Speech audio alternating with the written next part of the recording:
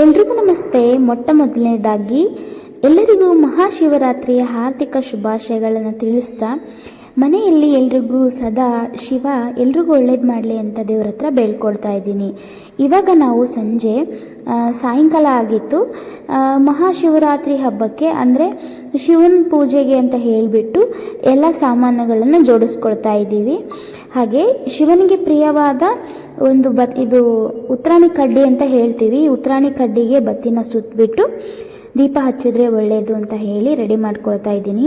ಹಾಗೆ ಇಲ್ಲಿ ನನ್ನ ಮಗ ನೋಡ್ತಾ ಇರ್ಬೋದು, ನಾವೇನು ಲಿಂಗ ಕಟ್ಕೊಳ್ತೀವಲ್ಲ, ಅಂದರೆ ಲಿಂಗದ ಕಾಯಿ ಹಾಕ್ಕೊಳ್ತೀವಲ್ಲ, ಪ್ರತಿಯೊಂದು ಮನೆಯಲ್ಲೂ ದಾರನ ಚೇಂಜ್ ಮಾಡಿಬಿಟ್ಟು ಹಾಗೆ ಕರಡಿಗದೊಳಗಿರ್ತಕ್ಕಂಥ ಲಿಂಗನ ಪೂಜೆ ಮಾಡಿ ಅಭಿಷೇಕ ಮಾಡಿಬಿಟ್ಟು ಪೂಜೆನ ಮಾಡ್ಕೊಳ್ಳೋದು ಅಂತಲೇ ಹೇಳ್ಬೋದು.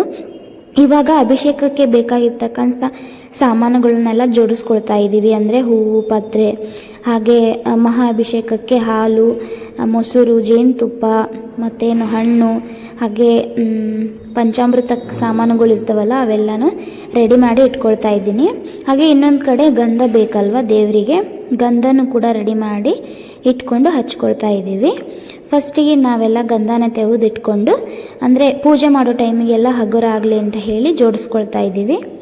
ಹಾಗೆ ಮನೆಯಲ್ಲಿ ಪ್ರತಿಯೊಂದು ಕೆಲಸನೂ ಎಲ್ಲರೂ ಒಂದೊಂದು ಕೆಲಸ ಮಾಡ್ತಾ ಇದ್ದೀವಿ. ಅಂದರೆ ನಾವು ಪೂಜೆಗೆ ಜೋಡಿಸ್ಕೊಳ್ತಾ ಇದ್ದೀವಿ. ನಮ್ಮ ಅಜ್ಜಿ ಬಂದು ಪೂಜೆಗೆ ದೇವ್ರ ಮನೆ ಎಲ್ಲ ಕ್ಲೀನ್ ಮಾಡಿಕೊಂಡು ದೇವರಿಗೆ ಇನ್ನೊಂದು ಸಲ ಎಲ್ಲ ದೀಪ ಎಲ್ಲ ಹಚ್ಚೋದು, ಹೂ ಇಡೋದು, ಅಲಂಕಾರ ಮಾಡೋದು ಮಾಡ್ತಾಯಿತ್ತು. ಹಾಗಾಗಿ ನಮ್ಮಮ್ಮ ಬಂದುಬಿಟ್ಟು ನಾವು ಉಪವಾಸ ಇರ್ತೀವಲ್ಲ, ಬೆಳಗ್ಗೆಯಿಂದ ಉಪವಾಸ ಇದ್ದಾಗ ಸಾಯಂಕಾಲಕ್ಕೆ ಅಂದರೆ ರಾತ್ರಿಗೆ ನಾವೇನು ಮಾಡ್ತೀವಿ ಅಂದರೆ ಅವಲಕ್ಕಿ, ಮೊಸರು ಅವಲಕ್ಕಿ, ಹಾಗೆ ಒಗ್ಗರಣೆ ಅವಲಕ್ಕಿ, ಮಂಡಕ್ಕಿ ಅಂತ ಹೇಳ್ತೀವಿ ನಮ್ಮ ಕಡೆ ಎಲ್ಲ. ಇಷ್ಟೆಲ್ಲ ಮಾಡ್ತೀವಿ. ಅಂದರೆ ಅನ್ನದಿಂದ ಮಾಡಿರ್ತಕ್ಕಂಥ ಯಾವುದೇ ಪ್ರಸಾದನೂ ಇವತ್ತು ಸೇವಿಸೋದಿಲ್ಲ. ಹಾಗಾಗಿ ಇಷ್ಟೆಲ್ಲ ತಯಾರಿ ಮಾಡಿಕೊಂಡು ಪೂಜೆ ಮಾಡಿದ್ರಾಯ್ತು ಅಂತ ಹೇಳಿ ರೆಡಿ ಮಾಡ್ಕೊಳ್ತಾ ಇದ್ದೀವಿ. ಹಾಗೆ ನೋಡ್ತಾ ಇದ್ದೀರಲ್ಲ, ಕರಡಿಗ ಅಂದರೆ ಲಿಂಗದ ಕಾಯಿನೆಲ್ಲ ತೆಗೆದುಬಿಟ್ಟು ಒಂದು ಸೈಡ್ ಇಟ್ಟಿದ್ದೀವಿ. ಈ ಕಡೆ ಎಲ್ಲ ತಟ್ಟೆಯಲ್ಲಿ ಇಟ್ಟಿದ್ದೀವಲ್ಲ, ಇದೆಲ್ಲ ಅಭಿಷೇಕಕ್ಕೆ ರೆಡಿ ಮಾಡ್ಕೊಂಡಿರೋದು. ಹಾಗೆ ಎಲ್ರದ್ದು ಲಿಂಗದ ಕಾಯಿ ಏನಿರುತ್ತಲ್ಲ, ಲಿಂಗದ ಕಾಯಿ ಒಳಗಡೆ ನಾವು ಈ ರೀತಿಯಾಗಿ ಇಟ್ಕೊಂಡಿರ್ತೀವಿ. ಇದು ಪೀಠ ಲಿಂಗು ಅಂತ ಹೇಳ್ತಾರೆ. ಹಾಗೆ ನಾವು ಪೀಠ ಲಿಂಗು ಜೊತೆ ಇನ್ನೊಂದು ಲಿಂಗು ಬರುತ್ತೆ, ಆ ಲಿಂಗನೂ ಕೂಡ ಇಟ್ಕೊಂಡಿರ್ತೀವಿ, ಪೀಠ ಲಿಂಗು ಕೂಡ ಇಟ್ಕೊಂಡಿರ್ತೀವಿ. ಹಾಗೆ ಹೊಸ ದಾರನೂ ಕೂಡ ಇಟ್ಟಿದ್ದೀವಿ. ಇಷ್ಟೆಲ್ಲ ತಯಾರಿ ಆದಮೇಲೆ ಗಂಧ ಎಷ್ಟು ತೆಗೆದ್ರೂ ಸಾಕಾಗೋದಿಲ್ಲ ದೇವರಿಗೆ ಹಚ್ಚಲಿಕ್ಕೆ ಅಂತ ಹೇಳಿಬಿಟ್ಟು ಗಂಧನ ತುಂಬಾ ತೆವಿತಾ ಇದ್ದೀವಿ. ಹಾಗೆ ಈ ಕಡೆ ನೋಡ್ಬೋದು, ಒಂದು ಮಿಡಲ್ ಕ್ಲಾಸ್ ಮನೆಯಲ್ಲಿ, ಅಂದರೆ ನಾವು ಲಿಂಗಾಯತ ಮನೆಯಲ್ಲಿ ಯಾವ ರೀತಿ ಮಾಡ್ತೀವಿ ಅಂತ ಹೇಳಿ ಪ್ರತಿಯೊಂದನ್ನು ತೋರಿಸ್ಬೇಕು ಅಂತ ನನ್ನದೊಂದು ಆಸೆ ಇತ್ತು. ಹಾಗೆ ಎಲ್ಲ ಅಜ್ಜಿ ಬಂದುಬಿಟ್ಟು ಈ ಕಡೆ ದೇವರಿಗೆ ಅಂದರೆ ಲಿಂಗದ ಕಾಯಿಗೆ ಹೊಸ ದಾರ ಹಾಕ್ತಾ ಇದೆ. ಪ್ರತಿ ವರ್ಷದಂತೆ ಈ ವರ್ಷನೂ ನಮ್ಮ ಮನೇಲಿ ತುಂಬ ಚೆನ್ನಾಗೇ ಮಾಡಿದ್ದೀವಿ ಅಂತಲೇ ಹೇಳ್ಬೋದು. ಹಾಗೆ ಹೋದ ವರ್ಷ ತುಂಬ ಜನ ಇದ್ವಿ ಮನೆಯಲ್ಲಿ, ಇವಾಗೂ ಜನನೇ ಇದ್ದೀವಿ, ಪರವಾಗಿಲ್ಲ, ಚೆನ್ನಾಗಿ ಮಾಡಿದ್ದೀವಿ. ಹಾಗೆ ಇನ್ನೊಂದು ಕಡೆ ಮನೆಯಲ್ಲಿ ಪ್ರಸಾದ ಮಾಡಲಿಕ್ಕೆ ಅಂತ ಹೇಳಿಬಿಟ್ಟು ಪ್ರಸಾದಕ್ಕೆ ರೆಡಿ ಮಾಡ್ಕೊಂಡಿದ್ವಿ. ಇಲ್ಲಿ ನಮ್ಮ ಅಜ್ಜಿ ನೋಡ್ತಾ ಇದ್ದೀರಲ್ಲ, ದೇವರಿಗೆ ಎಲ್ಲ ರೆಡಿ ಮಾಡ್ಕೊಂಡು ಇಡ್ತಾ ಇದೆ. ಅಂದರೆ ದೇವ್ರ ಮನೆಗೆಲ್ಲ ಕ್ಲೀನ್ ಮಾಡಿ ನಾವೇನು ಜೋಡಿಸ್ಕೊಟ್ಟಿದ್ವಲ್ಲ ಅದನ್ನು ಇವಾಗ ಮಹಾ ಅಭಿಷೇಕಕ್ಕೆ ಮಾಡಲಿಕ್ಕೆ ಅಂತ ಹೇಳಿ ಒಂದೊಂದೇ ಇಡ್ತಾ ಇದ್ದಾರೆ. ಮನೆಯಲ್ಲಿ ಎಲ್ಲರೂ ಒಂದೊಂದು ಕೆಲಸ ಮಾಡಿದ್ರೆ ಎಲ್ರಿಗೂ ಹಗುರ ಆಗುತ್ತೆ. ಹಾಗೆ ಪ್ರತಿಯೊಂದು ಕೆಲಸನೂ ಒಬ್ಬರೇ ಮಾಡಲಿ ಅಂತ ಬಿಟ್ಟರೆ ತುಂಬ ಕಷ್ಟ ಆಗುತ್ತೆ ಅಂತಲೇ ಹೇಳ್ಬೋದು. ಇವಾಗ ನಾವೆಲ್ಲ ಕೆಲಸನೂ ಒಬ್ಬೊಬ್ಬರೇ ಹಂಚ್ಕೊಂಡು ಮಾಡ್ತಾ ಇದ್ದೀವಿ. ಇವಾಗ ನೆಕ್ಸ್ಟ್ ಬಂದುಬಿಟ್ಟು ನಾವು ಅಭಿಷೇಕ ಮಾಡೋದಕ್ಕೆ ಬೇಕಾಗಿರ್ತಕ್ಕಂಥ ಎಲ್ಲ ದೇವ್ರ ಸಾಮಾನುಗಳನ್ನ ಕೆಳಗಿಟ್ಟಿದ್ದೀವಿ. ಇಲ್ಲಿ ಇನ್ನೂ ಮುಗ್ದಿಲ್ಲ ದೇವರಿಗೆ, ಅಂದರೆ ಮಹಾಭಿಷೇಕಕ್ಕೆ ಹೂವೆಲ್ಲ ಬೇಕಲ್ಲ, ಅದಕ್ಕೂ ಕೂಡ ರೆಡಿ ಮಾಡ್ಕೊಳ್ತಾ ಇದ್ದೀವಿ. ಹಾಗೆ ಈ ಸಮಯದಲ್ಲಿ ಯಾರಾದರೂ ಹೊಸದಾಗಿ ಲಿಂಗನ ಹಾಕೋಬೇಕು ಅಂತ ಮನಸ್ಸಿದ್ದವರಿಗೆ ಇದು ಒಳ್ಳೆಯ ದಿನ ಅಂತಲೇ ಹೇಳ್ಬೋದು. ಶಿವರಾತ್ರಿ ದಿನವೇ ನಾವು ಅಂದರೆ ನಮ್ಮ ಇದರಲ್ಲಿ ಹಾಕ್ಕೊಳ್ಳೋದು. ಶಿವರಾತ್ರಿ ದಿನ ಲಿಂಗದ ಪೂಜೆ ಮಾಡಿಬಿಟ್ಟು ಹೊಸದಾಗಿ ಯಾರಾದರೂ ಲಿಂಗ ಧರಿಸ್ಬೇಕು ಅಂತ ಅಂದ್ಕೊಂಡವರು ಶಿವರಾತ್ರಿ ದಿನವೇ ಹಾಕ್ಕೊಳ್ತಾರೆ. ಹಾಗೆ ಇವಾಗ ಮನೆಯಲ್ಲಿರ್ತಕ್ಕಂಥ ದೇವ್ರುಗಳಿಗೆಲ್ಲ ತೆಗೆದುಬಿಟ್ಟು ಅದನ್ನು ಕೂಡ ಜೋಡಿಸ್ಕೊಳ್ತಾ ಇದ್ದೀವಿ. ಇಲ್ಲಿ ನೋಡ್ತಾ ಇದ್ದೀರಲ್ಲ, ಇವಾಗ ನಮಗೆ ಬಿಸಿ ಬಿಸಿಯಾಗಿರ್ತಕ್ಕಂಥ ಬಜ್ಜಿ, ಬೋಂಡ, ಹಾಗೆ ಮಂಡಕ್ಕಿ ಇವೆಲ್ಲ ಸಿಗುತ್ತೆ ಅಂತ ಹೇಳಿ ನಾವು ಖುಷಿ ಪಡ್ತಾ ಇದ್ದೀವಿ. ಇನ್ನೊಂದು ಕಡೆ ಎಲ್ಲ ಜೋಡಿಸ್ಕೊಂಡಿದ್ವಿ. ಈ ಕಡೆ ಮತ್ತೊಂದು ಕಡೆ ನಮ್ಮ ಅಜ್ಜಿ ಎಲ್ಲ ದೇವರಿಗೆ ಅಭಿಷೇಕಕ್ಕೆ ಏನು ಬೇಕೋ ಅದನ್ನು ಕೂಡ ಜೋಡಿಸಿ ಕೊಡ್ತಾ ಇದ್ರು. ನಾವು ಹಾಗೆ ನೋಡ್ತಾ ನಿಂತಿದ್ವಿ. ಮತ್ತು ಪೂಜೆ ಎಲ್ಲ ಮುಗಿದ ನಂತರ ಜಾಗರಣೆ ಕೂಡ ಮಾಡ್ತೀವಿ ನಾವು. ಆಮೇಲೆ ಜಾಗರಣೆನೂ ಮಾಡ್ತಿದ್ವಿ, ಪ್ರತಿ ವರ್ಷನೂ ಮಾಡ್ತೀವಿ, ಈ ವರ್ಷನೂ ಮಾಡಿದ್ದೀವಿ. ಬಟ್ ಫುಲ್ ದಿನ ಜಾಗರಣೆ ಇರ್ತಿದ್ವಿ ಮೊದಲೆಲ್ಲ ಚಿಕ್ಕವರಿದ್ದಾಗ. ಆಟ ಆಡೋದು, ಹಾಗೆ ಏನಾದರೂ ಹೊರಗಡೆ ಇದ್ದಾಗ ನಾವೆಲ್ಲ ಚಿಕ್ಕವರಿದ್ದಾಗ ಆಟ ಆಡ್ತಿದ್ವಿ. ಇವಾಗೆಲ್ಲ ಅಷ್ಟೊಂದು ಟೈಮ್ ಸಿಗೋದಿಲ್ಲ. ಅವ್ರವ್ರ ಕೆಲಸಕ್ಕೆ ಅವ್ರವ್ರು ಹೋಗೋದ್ರಿಂದ ಆಗ ಜಾಗರಣೆ ಮಾಡೋದಕ್ಕಾಗೋದಿಲ್ಲ. 1 ಗಂಟೆ 1:30 2 ಗಂಟೆವರೆಗೂ ಮಾಡಿಬಿಟ್ಟು ಮಲ್ಕೊಳ್ತೀವಿ.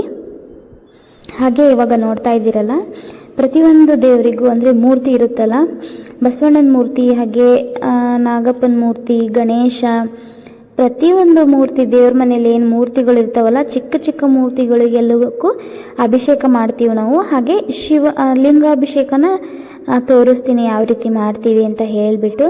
ಹಾಗೆ ಇಲ್ಲಿ ಪ್ರತಿಯೊಂದು ನಮ್ಮ ಅಜ್ಜಿ ಹೇಳಿ ಕೊಡ್ತಾ ಇದ್ರು ಯಾವ ರೀತಿ ಮಾಡಬೇಕು ಅಂತ ಹೇಳಿ.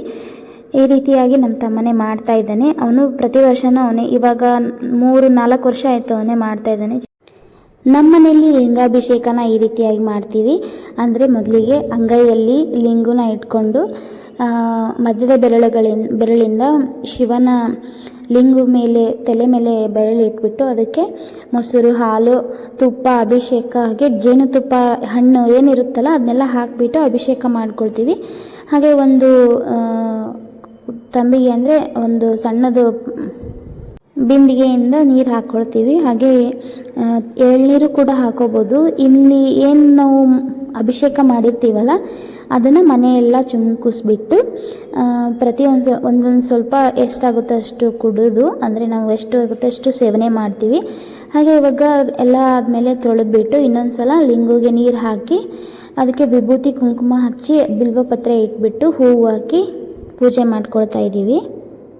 ವರ್ಷದ ಮೊದಲ ಹಬ್ಬ ಅಂತಲೇ ಹೇಳ್ಬೋದು ಶಿವರಾತ್ರಿಯಿಂದನೇ ಪ್ರತಿಯೊಂದು ಆ ಶಿವನ ಇಚ್ಛೆಯಂತೆ ಎಲ್ಲ ಈ ವರ್ಷ ಚೆನ್ನಾಗಿ ಆಗಲಿ ಅಂತ ಹೇಳಿ ಕೇಳ್ಕೊಳ್ತಾ ಇದ್ದೀನಿ. ಹಾಗೆ ಇದು ಬಂದು ದೇವರಿಗೆ ಸ್ಪೆಷಲ್ ಆಗಿರ್ತಕ್ಕಂಥ ಉತ್ತರಾಣಿ ಕಡ್ಡಿಯಿಂದ ಮಾಡಿರ್ತಕ್ಕಂಥ ದೀಪ. ಅಂದರೆ ನಾವು ಉತ್ತರಾಣಿ ಕಡ್ಡಿ ಅಂತ ಹೇಳ್ತೀವಿ. ಮೊದಲು ಏನು ಮಾಡ್ತಿದ್ವಿ ಅಂದರೆ ನಾವು ಈ ಉತ್ತರಾಣಿ ಕಡ್ಡಿನ 2 ಕೈಯಲ್ಲಿ ಅಂದರೆ ನಮಸ್ಕಾರ ಮಾಡೋ ಭಂಗಿಯಲ್ಲಿ ಇಟ್ಕೊಂಡ್ಬಿಟ್ಟು ಅದನ್ನು ಜಗ್ತಿದ್ವಿ.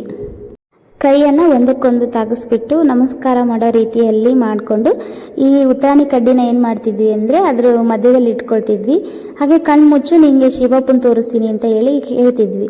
ಆವಾಗ ಅವರು ಕಣ್ಣು ಮುಚ್ತಿದ್ರು, ನಾವು ಕೆಳಗಡೆ ಕಡ್ಡಿಯಿಂದ ಎಳಿತಿದ್ವಿ. ಆ ಮುಳ್ಳು ಏನಿರ್ತಿತ್ತಲ್ಲ ಅದೆಲ್ಲ ಅವ್ರ ಕೈಗೆ ಚುಚ್ಚಿಬಿಡ್ತಿತ್ತು. ಆವಾಗ ಅವರು ಶಿವ ಶಿವ ಅಂತ ಕೂಗ್ತಿದ್ರಲ್ಲ, ಅದನ್ನು ಅವಾಗ ನಾವು ಮೊದಲು ಮಾಡ್ತಿದ್ವಿ. ಇವಾಗೆಲ್ಲ ಏನು ಮಾಡ್ತೀವಿ ಅಂದರೆ ಉತ್ತರಾಣಿ ಕಡ್ಡಿನ ತೊಗೊಂಬಂದ್ಬಿಟ್ಟು ಅದಕ್ಕೆ ಸ್ವಲ್ಪ ಬತ್ತಿ ಹಾಕಿ ಎಣ್ಣೆ ಹಾಕಿಬಿಟ್ಟು ಉತ್ತರಾಣಿ ಕಡ್ಡಿಯಿಂದ ಶಿವಲಿಂಗಕ್ಕೆ ಪೂಜೆ ಮಾಡ್ತೀವಿ. ಹಾಗೆ ಇವಾಗ ಮಹಾಭಿಷೇಕ ಮಾಡಿದ್ದ ನೀರನ್ನು ಚುಮ್ಕೊಳ್ಸ್ಕೊಳ್ತಾ ಇಲ್ಲಿ ನೋಡ್ತಾ ಇದ್ದೀರಲ್ಲ, ಮಂಡಕ್ಕಿ, ಅವಲಕ್ಕಿ, ಬಜ್ಜಿ, ಬೋಂಡ, ಹಾಗೆ ಉಪ್ಪಿಟ್ಟು, ಮೊಸರು ಅವಲಕ್ಕಿ ಎಲ್ಲದೂ ಇದೆ.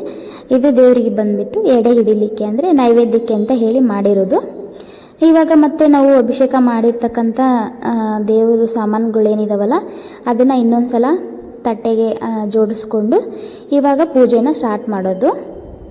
ಹಾಗೆ ಇವತ್ತಿನ ದಿವಸ ಬಂದುಬಿಟ್ಟು ತೆಂಗಿನಕಾಯಲ್ಲಿ ಏನಾದರೂ ಅಂದರೆ ತೆಂಗಿನಕಾಯಿ ಒಡೆದ್ಬಿಟ್ಟು ಅದಕ್ಕೆ ಎಣ್ಣೆ ಬತ್ತಿ ಹಾಕಿಬಿಟ್ಟು ಅರಿಶಿನ ಕುಂಕುಮ ವಿಭೂತಿ ಎಲ್ಲ ಹಚ್ಚಿಬಿಟ್ಟು ಪೂಜಾರಾಧನೆ ಮಾಡಬೇಕು. ಅಂದರೆ ಅದನ್ನು ದೀಪನ ಬೆಳಗಿಸ್ಬೇಕು. ಯಾಕಂದರೆ ಈ ರೀತಿಯಾಗಿ ಮಾಡೋದ್ರಿಂದ ಶಿವನಿಗೆ ತುಂಬ ಇಷ್ಟವಾದಂಥ ತೆಂಗಿನಕಾಯಿ ದೀಪ ಅಂತಲೇ ಹೇಳ್ಬೋದು. ಹಾಗೆ ಶಿವನ ಒಲಿಸ್ಕೊಳ್ಳೋಂಥ ಮಾರ್ಗ ಬಂದುಬಿಟ್ಟು ಭಕ್ತಿ. ಹಾಗೆ ಶಿವನಿಗೆ ಬಂದು ಅಭಿಷೇಕ ಪ್ರಿಯನಾದಿರ್ತಕ್ಕಂಥ ಶಿವನಿಗೆ ಎಷ್ಟು ಅಭಿಷೇಕ ಮಾಡಿದರೂ ಕಡಿಮೆ ಅಂತಲೇ ಹೇಳ್ಬೋದು. ಶಿವನಿಗೆ ವಿಭೂತಿ, ಹಾಗೆ ಕುಂಕುಮ, ಗಂಧ, ಭಸ್ಮ, ಇಷ್ಟು ಉದ್ದಿನ ಕಡ್ಡಿ, ಭಸ್ಮ ಏನಿರುತ್ತಲ್ಲ, ಊದ್ಬತ್ತಿ, ಇಷ್ಟನ್ನೆಲ್ಲ ಇಟ್ಬಿಟ್ಟು ಮನಸ್ಫೂರ್ತಿಯಾಗಿ ಪೂಜೆ ಮಾಡೋದ್ರಿಂದ ತುಂಬ ಒಳ್ಳೆಯದಂತಲೇ ಹೇಳ್ಬೋದು. ಹಾಗೆ ನಮ್ಮ ಕೈಯಲ್ಲಿ ಎಷ್ಟಾಗುತ್ತೋ ಅಷ್ಟು ಸಾಧ್ಯವಾದಷ್ಟು ಬಿಲ್ವಪತ್ರೆನ ತೊಗೊಂಬಂದು ದೇವರಿಗೆ ಇಡಬೇಕು. ಯಾಕಂದರೆ 3 ದಳದ ಮುಖಪ್ಪ ಅಂತ ಹೇಳಿ ಕರೀತಾರೆ. ಪ್ರತಿಯೊಂದು ದಳದಲ್ಲೂ ಅಂದರೆ ಒಂದು ದಳ ಏನಾದರೂ ಇಲ್ಲದೆ ಇದ್ದರೆ ಅದನ್ನು ಶಿವನಿಗೆ ಅರ್ಪಿಸಬಾರ್ದು. 3 ದಳ ಇರ್ತಕ್ಕಂಥ ಬಿಲ್ವಪತ್ರೆನೇ ದೇವರಿಗೆ ಅರ್ಪಿಸಬೇಕು ಅಂತ ಹೇಳಿ ನಮ್ಮ ಮನೇಲಿ ಎಷ್ಟಾಗುತ್ತೋ ಅಷ್ಟು ಅಂದರೆ 108 ನಾವು ಎಷ್ಟು ಜಪ ಮಾಡ್ತೀವೋ ಅಷ್ಟು ಬಿಲ್ವಪತ್ರೆನ ತೊಗೊಂಬಂದು ದೇವರಿಗೆ ಏರಿಸಬೇಕು. ಹಾಗೆ ಇಲ್ಲಿ ನೋಡ್ತಾ ಇದ್ದೀರಲ್ಲ, ಬಿಲ್ವಪತ್ರೆ ಎಲ್ಲ ಏರಿಸಿದ ನಂತರ ಹೂವನ್ನು ಇಟ್ಟು ಪೂಜೆ ಮಾಡ್ಕೊಳ್ತಾ ಇದ್ದೀವಿ. ಬಿಲ್ವಪತ್ರೆ, ಹೂವು, ಅಭಿಷೇಕ, ಗಂಧ, ಭಸ್ಮ ಈ ರೀತಿಯಾಗಿ ಇಷ್ಟೇ ದೇವರಿಗೆ ಪ್ರಿಯವಾದಂಥದ್ದು. ಇಲ್ಲಿ ಬಿಲ್ವಪತ್ರೆ ಆದ ನಂತರ ಬನ್ನಿ ಪತ್ರೆನ ಏರಿಸ್ಕೊಳ್ತಾ ಇದ್ದೀವಿ ದೇವರಿಗೆ. ಪತ್ರೆಗಳಲ್ಲಿ ನಾನಾ ರೀತಿಯಾದಂಥ ಪತ್ರೆ ಇರುತ್ತೆ. ಬಿಲ್ವಪತ್ರೆ, ಬನ್ನಿ ಪತ್ರೆ, ತುಳಸಿ ಪತ್ರೆ, ಹಾಗೆ ಕರ್ಕೆ ಪತ್ರೆ ಇಷ್ಟನ್ನು ಏರಿಸ್ಬಿಟ್ಟು ದೇವರಿಗೆ ಪೂಜೆ ಮಾಡ್ಕೊಳ್ತಾ ಇದ್ದೀವಿ. ಇನ್ನೊಂದು ಥರ ಅಂದರೆ ಎಲ್ಲರೂ ಲಿಂಗನ ಕೈಯಲ್ಲಿ ಹಿಡಿದ್ಬಿಟ್ಟು ಬೇರೆ ಬೇರೆ ಮನೆಯಲ್ಲಿ ಈ ರೀತಿಯಾಗಿ ಮಾಡ್ತಾರೆ. ಆದರೆ ನಮ್ಮ ಮನೆಯಲ್ಲಿ ನಾವು ಈ ರೀತಿಯಾಗಿ ಎಲ್ಲ ಲಿಂಗಗಳನ್ನು ಒಂದೇ ತಟ್ಟೆಯಲ್ಲಿ ಇಟ್ಬಿಟ್ಟು ಪೂಜೆ ಮಾಡ್ಕೊಳ್ಳೋದು ಅಂತಲೇ ಹೇಳ್ಬೋದು. ಇಷ್ಟೆಲ್ಲ ಪೂಜೆ, ಮಹಾಮಂಗಳಾರತಿ, ಅಭಿಷೇಕ ಎಲ್ಲ ಮುಗಿಸೋದ್ರೊಳಗಡೆ 10:30 ಆಗಿತ್ತು ರಾತ್ರಿ. ಆ ಟೈಮಲ್ಲೇ ನಾವು ಹೋಗಿಬಿಟ್ಟು ಮತ್ತು ಶಿವನ ಗುಡಿಗೆ ಹೋಗಿಬಿಟ್ಟು ನೈವೇದ್ಯಕ್ಕೆ ಹಾಗೆ ಕಾಯಿ ಹಣ್ಣು ಎಲ್ಲ ತೊಗೊಂಡು ಹೋಗಿ ಕೊಟ್ಟು ಬಂದ್ವಿ. ಯಾಕಂದರೆ ಜಾಗರಣೆ ಅಂತ ಹೇಳಿಬಿಟ್ಟು ರಾತ್ರಿ ಪೂರ್ತಿ ಶಿವನ ದೇವಾಲಯ ಏನು ಮುಚ್ಚೋದಿಲ್ಲ ನಮ್ಮ ಕಡೆ ಎಲ್ಲ. ಅದಕ್ಕೋಸ್ಕರ ಶಿವನ ದೇವಸ್ಥಾನ ಓಪನ್ ಆಗೇ ಇರುತ್ತೆ ಅಂತ ಹೇಳಿಬಿಟ್ಟು ನಮಗೆ ಮನೇಲಿ ಪೂಜೆ ಎಲ್ಲ ಮುಗಿಸ್ಕೊಂಡು ನಂತರ ನಾವು ದೇವಸ್ಥಾನಕ್ಕೆ ಹೋಗಿದ್ವಿ. ಇವಾಗ ಉಳಿದಿರ್ತಕ್ಕಂಥ ಪತ್ರೆನ ಹಾಗೂ ಹೂವನ್ನು ಇರುತ್ತಲ್ಲ, ನಾವು ಒಂದೊಂದು ಸಲನೂ ದೇವರಿಗೆ ಜಪ ಮಾಡ್ಕೊಳ್ತಾ ಅಂದರೆ ಓಂ ನಮಃ ಶಿವಾಯ, ಓಂ ನಮಃ ಶಿವಾಯ ಅಂತ ಹೇಳಿ 108 ಬಾರಿ ಅದನ್ನು ಪಠಿಸ್ತಾ ನಾವು ಈ ರೀತಿಯಾಗಿ ಹೂವನ್ನು ಹಾಗೆ ಬಿಲ್ವಪತ್ರೆಯನ್ನು ಕೂಡ ಏರಿಸ್ತಾ ಇದ್ದೀವಿ. ಪೂಜೆ ಎಲ್ಲ ಮುಗಿದ ನಂತರ ನಮ್ಮದು ಕರಡಿಗೆ ಹಾಗೆ ಲಿಂಗದ ಕಾಯಿ ಏನಿರುತ್ತಲ್ಲ ಅದನ್ನೆಲ್ಲ ದಾರದ್ದೆಲ್ಲ ಹಾಕಿ ಪೊಣಿಸ್ಕೊಂಡು ಅದನ್ನು ಮರುದಿನ ಅಂದರೆ ಮಾರನೇ ದಿನ ನಾವು ಧರಿಸ್ಕೊಳ್ತೀವಿ. ಅಲ್ಲಿವರೆಗೂ ನಾವು ಅಲ್ಲೇ ಇಟ್ಟು ಪೂಜೆ ಮಾಡಿಕೊಂಡು, ಅಂದರೆ ಪೂಜೆಗೆ ಇಟ್ಟಿರ್ತೇವಲ್ಲ ಅದನ್ನೇನು ತೆಗಿಯೋದಕ್ಕೆ ಹೋಗೋದಿಲ್ಲ. ಮಾರನೇ ದಿನ ಬಂದುಬಿಟ್ಟು ಇನ್ನೊಂದು ಸಲ ಲಿಂಗ ಪೂಜೆ ಮಾಡಿಕೊಂಡು ಹಾಕ್ಕೊಳ್ತೀವಿ ಅಂತಲೇ ಹೇಳ್ಬೋದು. ಇವಾಗ ನೈವೇದ್ಯ ಏನು ಮಾಡಿದ್ವಲ್ಲ ಅದನ್ನೆಲ್ಲ ದೇವರಿಗೆ ಸಮರ್ಪಿಸ್ತಾ ಇದ್ದೀವಿ. ಇದಾದ ನಂತರ ನಾವು ದೇವಸ್ಥಾನಕ್ಕೆ ಹೊರಟಿದ್ವಿ. ಇಲ್ಲಿ ನೋಡ್ತಾ ಇರ್ಬೋದು ತುಂಬ ರಶ್ ಇತ್ತು. ನಾವು ಹೋಗಿದ್ದು ರಾತ್ರಿ 10:30 11 ಗಂಟೆ ಆದ್ರೂ ಕೂಡ ಜನಸಾಗರನೇ ಅಂತಲೇ ಹೇಳ್ಬೋದು. ಯಾಕಂದರೆ ಇಲ್ಲಿ ನಮ್ಮೂರ ಕಡೆ ಅಂತಂದರೆ ರಾತ್ರಿ ಪೂರ್ತಿ ಜಾಗರಣೆ ಮಾಡೋರು ಇರ್ತಾರೆ ಅಂತ ಹೇಳಿಬಿಟ್ಟು ಒಂದು ಬೃಹತ್ತಾದಂಥ ವೇದಿಕೆಯನ್ನು ರೆಡಿ ಮಾಡಿದ್ರು. ಹಾಗೆ ಅಲ್ಲಿ ಭಜನೆ, ಹಾಡುಗಳು, ನೃತ್ಯಗಳು, ಸಂಗೀತಗಳು ಅಂತ ಹೇಳಿಬಿಟ್ಟು ಪ್ರತಿಯೊಂದು ಇತ್ತು. ನೋಡ್ತಾ ಇದ್ದೀರಲ್ಲ ಎಷ್ಟು ಜನ ಸೇರಿದ್ದಾರೆ ಅಂತ ಹೇಳಿಬಿಟ್ಟು. ಇದು ಬಂದು ಸುಮಾರು 11 ಗಂಟೆ ಏನೋ ಆಗಿತ್ತು. ಅಷ್ಟು ಟೈಮಲ್ಲಿ ಈ ರೀತಿಯಾಗಿತ್ತು ಅಂತ ಹೇಳ್ಬೋದು. ಹಾಗೆ ಈ ವಿಡಿಯೋ ಇಷ್ಟ ಆದರೆ ಪ್ಲೀಸ್ ಒಂದು ಲೈಕ್ ಕೊಡಿ ಅಂತ ಹೇಳ್ತಾ ಮುಂದಿನ ವಿಡಿಯೋದಲ್ಲಿ ಮತ್ತೆ ಸಿಗ್ತೀನಿ. ಅಲ್ಲಿವರೆಗೂ ನಮಸ್ಕಾರ. ಯಾರೆಲ್ಲ ಚಾನಲ್ ಸಬ್ಸ್ಕ್ರೈಬ್ ಮಾಡ್ಕೊಂಡಿಲ್ಲ